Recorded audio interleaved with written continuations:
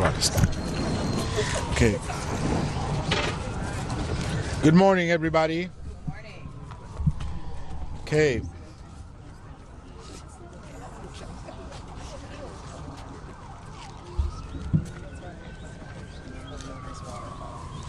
Last night, I'm Congressman Adriano Espaillat, chair of the Congressional Hispanic Caucus.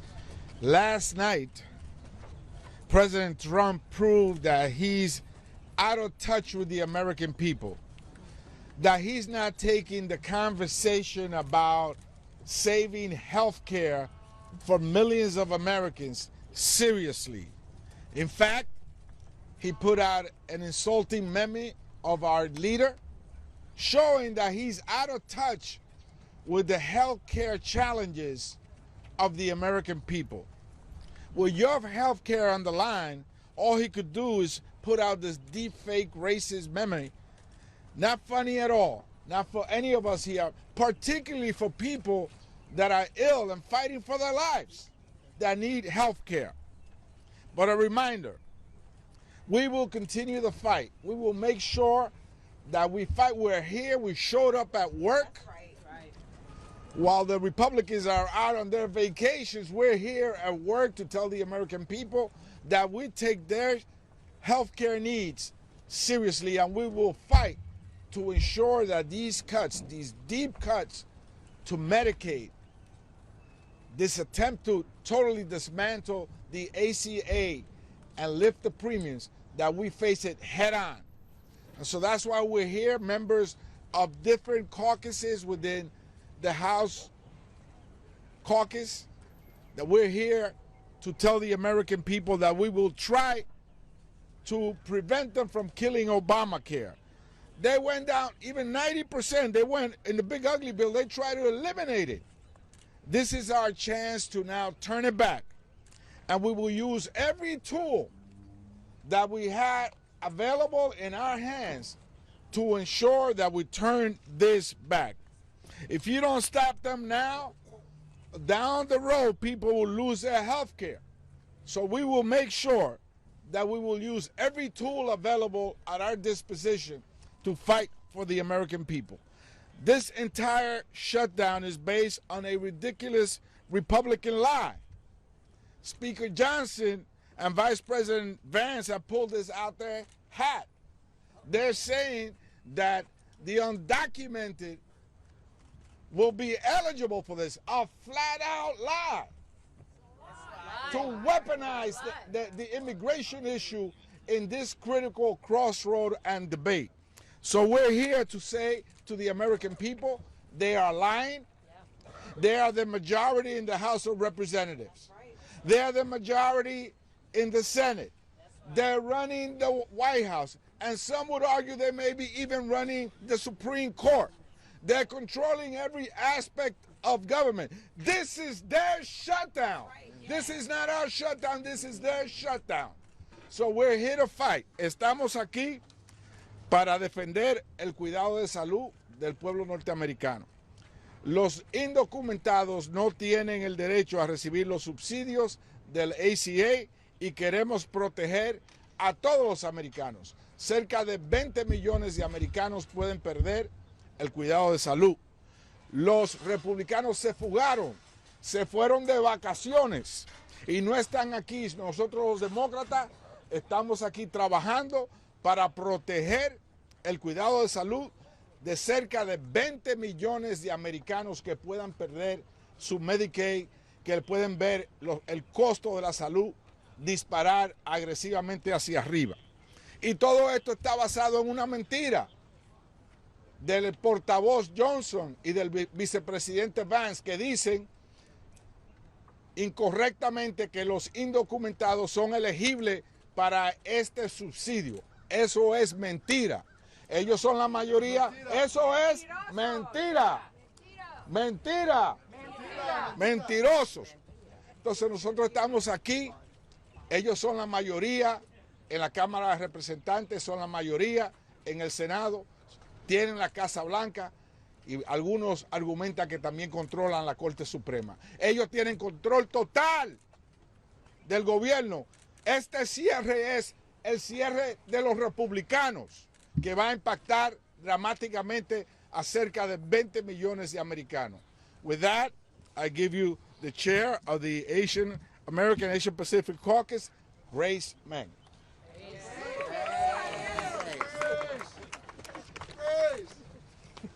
Thank you so much. Hi, everyone. I'm Congresswoman Grace Meng, chair of the Congressional Asian Pacific American Caucus, or CAPAC. Thank you so much to Chairman Espaillat and to all of my colleagues today for your partnership. We are here today because President Trump and congressional Republicans have completely abdicated their responsibility to govern after creating on their own a healthcare crisis in this country. The Republican assault on healthcare is unlike anything we have seen before.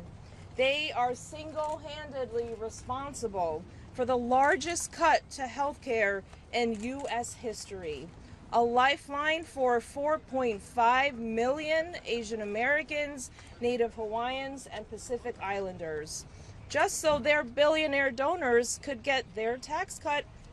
And now Republicans are taking tax credits away that help everyday Americans in all of our districts afford health insurance. They are raising premiums for over 1.5 million people just in the AA-NHPI community alone. This is the reality of Trump's agenda. And the pain doesn't stop there. Hospitals, nursing homes, community-based health clinics are closing across America. It doesn't just affect the patients, it affects their families, local businesses, and our economy. Millions of people will experience dramatic increases in their healthcare premiums, co-pays, and deductibles. Medicare is facing a $536 billion cut because of the big ugly bill. I'm not going to mince words. People will die because of the Republican assault on healthcare. Seniors won't be able to afford life-saving prescriptions. That's our grandparents. Families will forego treatment because they can't afford hospital bills. They created this crisis. Over 50% of AA-NHPI adults already report healthcare costs being the most difficult item to afford. Now, with less than 24 hours before a government shutdown, my Republican colleagues are nowhere to be found. Where are they? They're not here. They're on vacation. The truth is, Republicans could avert this shutdown if they chose to. Like Chairman Espaillat said, they control the House, they control the Senate, and they control the White House. But they're not even here. 12 hours it shuts down. They're refusing to do their jobs. Speaker Johnson canceled workdays and won't bring back House Republicans from their vacations. And Senate Republicans shot down a Democratic proposal that would lower health care costs for millions. Meanwhile, Democrats are and have been ready to come to the table to protect Americans' health care and keep our government open. Republicans created this crisis, and instead of meeting the needs of our constituents, they are playing political games with the paychecks, health care, and jobs of hardworking Americans. With that, I'd like to hand it over to our wonderful chair of the Congressional Black Caucus, Yvette Clark.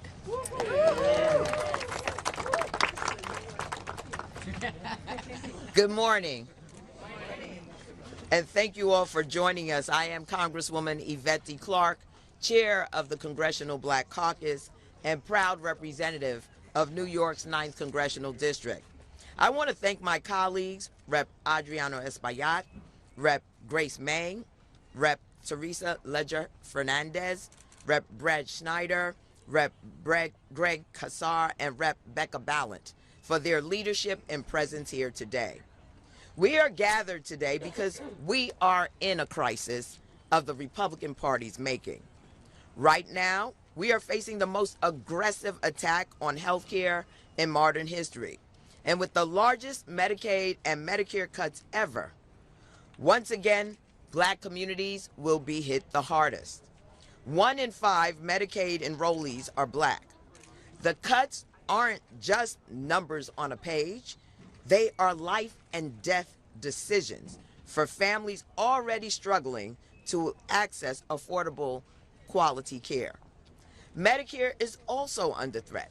Republicans' one big ugly law includes $536 billion in cuts and is already forcing hospitals, nursing homes, and clinics to close, especially in Black and underserved communities. Meanwhile, the Republicans refuse to extend the ACA premium tax credits, which is driving up health care costs and pushing coverage out of the reach for more and more Black families. And as if that weren't enough, critical medical research is being gutted, halting progress on diseases that disproportionately impact Black Americans, like heart disease, diabetes, and maternal health complications. As House Democratic Leader Jeffries and Senate Minority Leader Schumer made clear to President Trump in the Oval Office, health care is our red line. Let me be absolutely clear. The Congressional Black Caucus will not support a spending bill that rips health care away from millions while increasing the cost of living for working families. We will fight against these cruel, dangerous cuts to Medicaid and Medicare because our communities deserve quality, affordable care, not political games that put profits over people. Unfortunately, we've seen this kind of reckless brinksmanship from Donald Trump and Republicans before. In 2019, during the longest government shutdown in U.S. history, they held hundreds of thousands of federal workers hostage, including over 100,000 Black Americans, to fund a border wall the public didn't want. 1 in 5 federal workers is Black, and many were furloughed or forced to work without pay. Our communities paid the price. Now, with healthcare costs rising, Black unemployment increasing, we cannot afford more of this failed leadership. Over 300,000 Black women have left the workforce, and that's no coincidence. The Trump administration's attacks on federal jobs and DEI initiatives have led to widespread layoffs, hitting Black women in public service the hardest. So let's be very clear about what's at stake. A Trump-led government shutdown would devastate millions of Black families. The CBC will not support a partisan spending bill that slashes health care, guts federal jobs, and raises costs, all while targeting the very communities that keep this country running. We're here to fight for health care, economic justice, and the dignity of communities we serve. And to our Republican colleagues, enough is enough. Work with us on a bipartisan solution that protects people, not one that causes maximum harm. Let me thank you all, and let me just say that my colleague Adriano mentioned he called it meme, I'm going to call it meme, that was put out about our leader Jeffries. The juvenile behavior coming out of the White House should not be dignified by any Americans. We are here to do serious work on behalf of the American people. We understand what is at stake, and that the White House would have the nerve to put out such racist, bigoted memes. It is just indicative of what they feel about the American people. They can toy with us, they can play with us, but we're not going for that. We're not going to be distracted. We're going to fight, and we're going to win. I now yield to Congresswoman Teresa Leger Fernandez. Thank you, Chair Clark. I'm Teresa Leger Fernandez, and I represent the beautifully diverse 3rd Congressional District of New Mexico, and I am the chair of the Democratic Women's Caucus, and we are 96 women strong. And when the Speaker gets around to having Adelita join us, we're going to be 97 women strong, historic. Yes. We need a swearing Adelita Grijalva today. Now, ahora sí. you know, look at us, look at us, look at the caucuses that are represented here today. We actually represent not only the diversity and beauty that is the Democratic Caucus, but we represent America. This is what America looks like. And I need to tell you that America is worried. That's right. And on behalf of the women of America, they are terrified. And they have been telling us their stories ever since Trump got in office. Because American women cannot afford Trump. American women are not safe under Trump. And American women and their children and their loved ones may die because of the positions and the choices that Trump and Republicans are, because of the choices that Republicans and Trump are making about the health care of American women. And we are here to say we will not vote for your choices because there is a different way. We can have a funding bill that funds the government and at the same time cancel the costs, lower the costs, cancel the cuts, and save our health care. We know that a government shutdown hits women and families the hardest because women are a majority of the federal workforce. But it's also true that women rely on the Affordable Health Care Act to make sure their families have health care, for prenatal care, and for medical emergencies. Listen, women work hard and are the key caregivers in their families. When there is a crisis at their house with their families, what do? They stick with it until they solve it. Yes. Republicans, we have a health care crisis, and what did they do? They fled town. Yes. They do not care about their voters. And that's the difference. I think we see America, every part of America, whether it's blue America, red America, rural America, urban America, every part of America as part of our family. And so we're going to do everything we can to solve this crisis that our family is facing.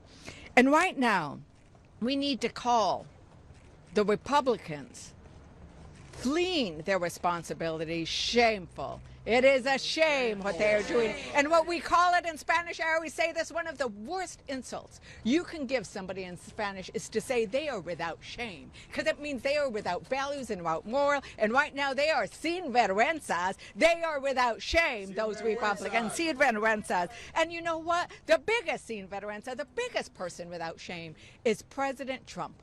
Because he has been pushing for this shutdown for weeks. He said, let's have a shutdown. Let's make sure that we shut out Democrats in this process. I don't think a White House meeting would be useful or productive. And then he said, when he looked at the demands, and the demands were about protecting health care, he then said we could go ourselves.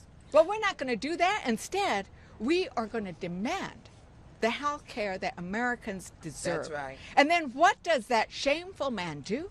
After a meeting where you're supposed to be working out details, where you're supposed to be negotiating a deal, you post something that draws a sombrero and a mustache on the leader with whom you're supposed to be negotiating. That's not how you get to a deal. That looks like a little 6-year-old having a temper tantrum. Right. That looks like a little 6-year-old that any mother would be ashamed of their child doing that.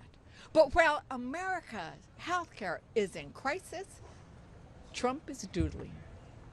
Once again, what is it called? Sin vergüenza. It is without shame. And the thing is, if it were just a misbehaving boy, and sometimes boys will be boys, I have several of them myself, right? It would be one thing, but he is the president of the United States, and people are going to die because of the choices they are making. We know there are about 55,000 people who will die premature deaths because of what they did in the big ugly bill that's now a big ugly law.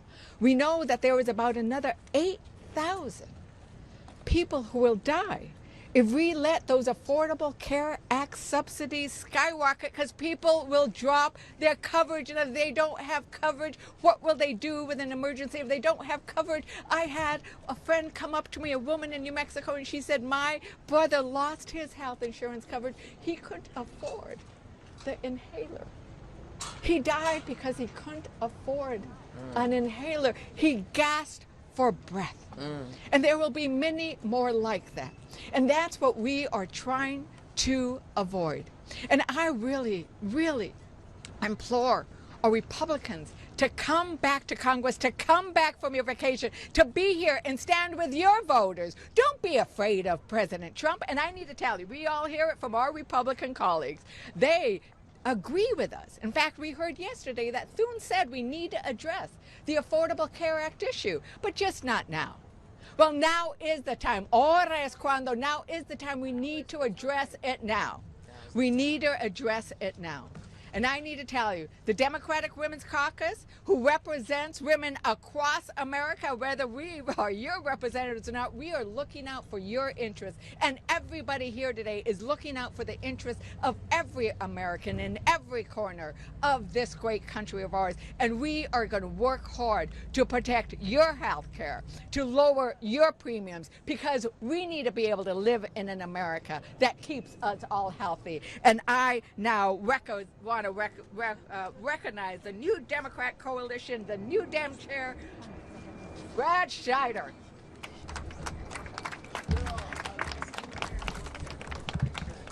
Good morning. Morning. Let me start by saying I am proud to be part of a Democratic caucus 217 strong who are here in Washington today to work for the American people. And I am proud to chair the new Democrat coalition. 116 of those 217 Democrats are members of the new Democrat coalition here to work on behalf of the American people. Now, everything that has been said needed to be said. And I'm going to say much of it again because it needs to be repeated again and again. The president and the Republicans are trying to divide us. We will not be divided. That's right. They're trying to scare us. We will not be bowed. That's right. We have a dual crisis. The cost of living for Americans is too high in a country that's the richest country in the world. We need to fix that. And healthcare is out of reach for too many Americans. We need to fix that. And that's why we're here. I am proud to stand here today alongside my fellow caucus chairs, sending a message. First, to the American people. We're here fighting for you. That's right. And second, for my Republican colleagues. Democrats are here ready to work while you're all taking an extended vacation. That's right. Come back from vacation. We're here to protect Americans' health care and improve their lives. We're here to keep the government open. Democrats are on duty. Republicans are missing in action. We are 12 hours away from a shutdown. Let me repeat, the Democrats are on duty while the Republicans are missing in action. Our Republican colleagues have a choice. Work with us in good faith to put forward a bipartisan budget that meets the needs of the American people who are currently facing rising prices from Trump's tariff taxes and threats to their health care coverage from Republican cuts. Or go it alone and guarantee a shutdown. A Republican shutdown that will cause even more pain for the American people. We're here to find common ground and work together for Americans, for the American people. We're here fighting for health care and to make living more affordable. But the Republicans, quote unquote, are gone. And their quote unquote clean CR is anything but. There is nothing clean about a bill that cuts $1 trillion from Medicaid and $500 billion, $500 billion from Medicare. The biggest cuts to Americans' health care in American history. There's nothing clean about a CR that takes meals away from school kids trying to learn the lessons they need to succeed in the 21st century. There's nothing clean about a CR that forces Americans to pay for health care, pay more for health care, or worse, makes health care completely out of reach. And there's nothing clean about a bill that allows President Trump and Russ vote to continue to deny funds for pediatric cancer and other critical health care needs, or hold law enforcement hostage for months on end. The stakes could not be higher. 15 million Americans will be kicked off their health care. Medicaid will be cut by a staggering $1 trillion and Medicare by another $500 billion. Millions of Americans who rely on the Affordable Care Act will be pushed into debt or priced out of health care altogether. We face a dual crisis. Costs are too high and health care is unaffordable. Democrats are fighting to lower costs and protect Americans' health care. We're here. We're here now. We are here ready. We're here to work. But the Republicans are nowhere to be found.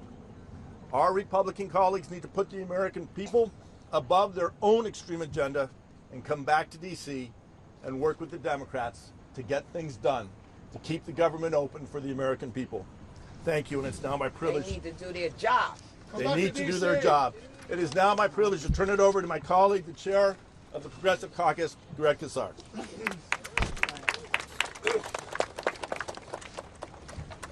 Good morning. Good morning.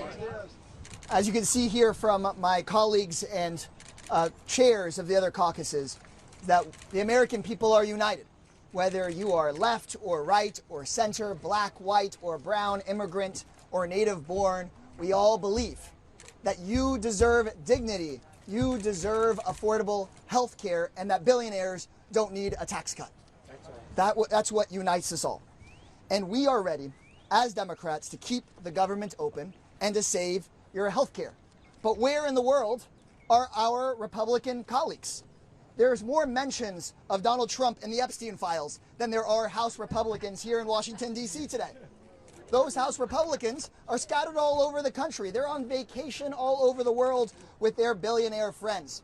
Most working people in this country, if they escaped town, fled their job to go hang out with their rich buddies while there was a crisis, they would lose their jobs. And I think it's time to stop giving these Republican officials special treatment. If the government shuts down tomorrow, the media is going to ask, who's to blame? Who's to blame? Who's to blame for a shutdown? The party whose representatives aren't even in D.C. to keep it open. Who's to blame for a shutdown? The president who spent the weekend before this at a golf tournament. Who's to blame for a shutdown? The president who, after saying he would negotiate, his response was just posting a meme online that you'd expect from some anonymous, unhinged incel on the internet. The Republican approach to keeping the government open is best summed up with the old Simpsons quote, "They've tried nothing, and so now they're all out of ideas." Look, if you're watching at home, this talk of continuing resolutions and cloture may sound far away from your life. So I want to make clear what this is really about. Republicans have created and manufactured a healthcare crisis, starting right now. 15 million people about to lose their care. 20 million people about to have their healthcare premiums double. And everyone will suffer because all of this money Republicans are pulling out of the system to give to their donors will drive up costs and close hospitals and clinics. Those statistics can seem abstract. So think about one person you know, a loved one, a neighbor, a friend. Should they not be able to go to a doctor when they get sick so that billionaires can just pay less in taxes? Or think of your own family. What would you do if health care premiums doubled next year? What would your kids have to go without just to make ends meet, just so that Jeff Bezos can buy a fourth or a fifth yacht? Think of the doctors and nurses who have treated you when you needed it. Should their hospitals close just so Trump's friends can get richer? That is what this fight is really about. Democrats want to stop cuts to your health care. Democrats want to stand up for the rule of law. Republicans want to shut down the government so that they can take health care away from your family. I know a lot of Americans have felt in recent years that you don't always know what Democrats stand for, don't always know when Democrats are willing to stand up and fight. Well, today we provide an answer. This week, unlike the Republicans who have fled on vacation, Democrats are willing to stand up and fight so that your family has the basics that it needs, so that your family can go see a doctor, so that your family has safety and security and a government it can trust. That's what we're all about, and that's why we're united here today. Thank you all very much. And now I'm proud to call up my friend and colleague, a co-chair of the Equality Caucus, Becca Balint. Thank you, Greg. Thank you to everyone. I'm Becca Balint. I represent the great state of Vermont. I'm a co-chair of the Equality Caucus. And I am so proud to stand with my colleagues here today to protect health care, to demand that we keep the government open. We are a powerful coalition. We represent America. And we're here to speak with one voice. This is not a game. And we understand this. It's your health care on the line. And we're here united in our commitment from every corner of this country, from every community, to say, Republicans, you have a responsibility to show up for your people. And the fact that you're not here tells us everything that we need to know about you. You are not serious people. You are not committed people. You are not people dedicated to the people who sent you here. And today we are here to say to all of those Americans who are afraid of losing your health care, we are standing with you. We are here to do the job. And I need you to pay attention to who's not here. That's right. Who's not here? That's right. Republicans created this mess. A crisis that deeply impacts rural Americans, people of color, and the LGBTQ community. The reckless budget is going to take away health care from millions of Americans. My colleagues have already spoken to that. It will close rural hospitals, not just in my state of Vermont, but in every rural district across this country. And the Republicans who represent those rural districts, they know that. Which is why Lisa McClain, in the Republican conference yesterday, told her members, stop talking about health care. When you talk about health care as a Republican, you are losing. Think about that. Think about that.